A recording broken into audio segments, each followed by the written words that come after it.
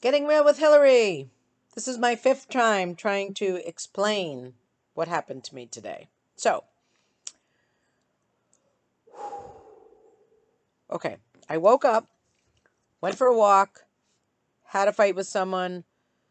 At 8 in the morning, I decided I felt like I wanted to start drinking already. So I have my props. I could have had beer or wine. I have a stock right now, but I didn't. I didn't want to start at 8. So I thought, okay, this is why people drink and do drugs. I can see I want to numb what I was feeling. I felt like I couldn't, I just couldn't stand it. I couldn't stand how I was feeling. So I texted my coach and said, "Do you have time?" He called me back. And I was like, I said, I can't stand this. I feel like I'm losing my mind, but I feel like I really just need to have a good cry. But it was hard to let go. I was resisting the experience.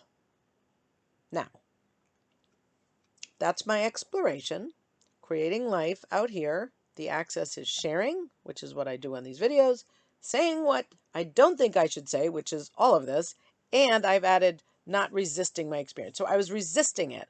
I shouldn't feel this way. I should be positive. I should feel like working. I should feel like I'm happy. I should be empowering. I shouldn't be like this. I was resisting it. And it felt horrible. That's why I called for help, because I felt like I was losing my mind. So after I said, I think I just need to cry, I need to allow this, and I started crying a little bit, and then he had to go, but I knew we were going to talk later. So I spent the day like I had my door open and I was just crying, and I did a meditation, and then I just sat there and I just allowed the thoughts to come up. And the thoughts were, I don't know what to do. I didn't know what to do. I just didn't know what to do. So I let myself have a really good cry. And then I saw that one of the things I'm afraid of is getting dismissed by people. Now, I know I don't like to be embarrassed. I know I don't like to be criticized. But I just saw this new one Sunday. So I decided, okay, I'm not going to resist it. I'm just going to be with that. Okay? Like, it's not like it's real. People don't actually dismiss you. Like in school, they dismiss you when the bell rings, but it's not real. But for illustration purposes, I just said, okay, why don't I want to be dismissed? Well, so there was a client who said I did something. Her employee said I did something I didn't, but she said I was no longer allowed on the premises. And I was like, I was stunned. And so I was using that as the example, like, why? Well, if I'm dismissed, like if she doesn't say, hey, what happened? What's your version? Like, dismissed, I don't matter.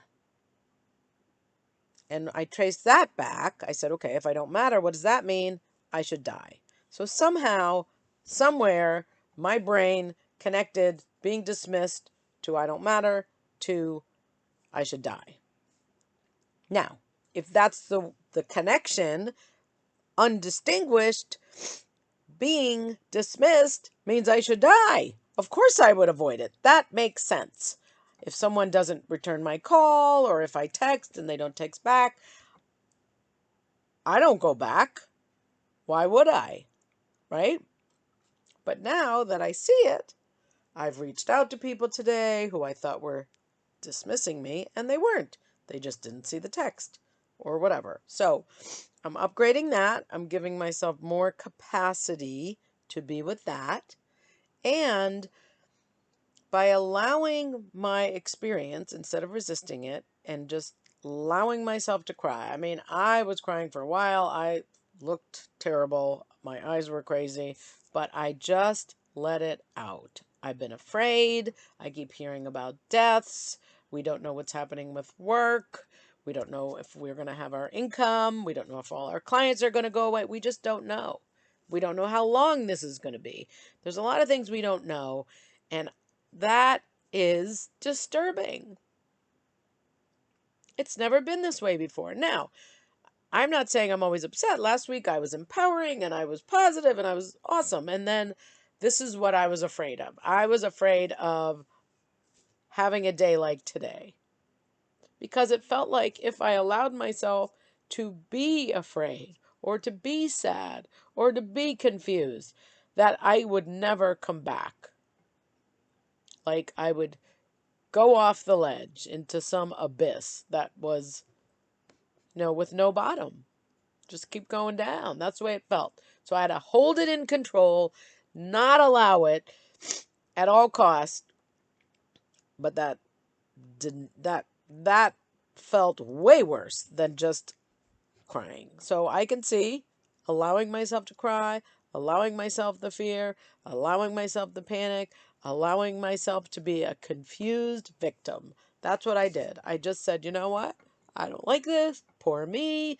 And I just allowed myself to be a poor, confused victim for a little while. And you know what happened? It went away. By like 1 o'clock, well, 1:30, when my friend called that I had the fight with, got to clear that up, and I was back. And I just really cried.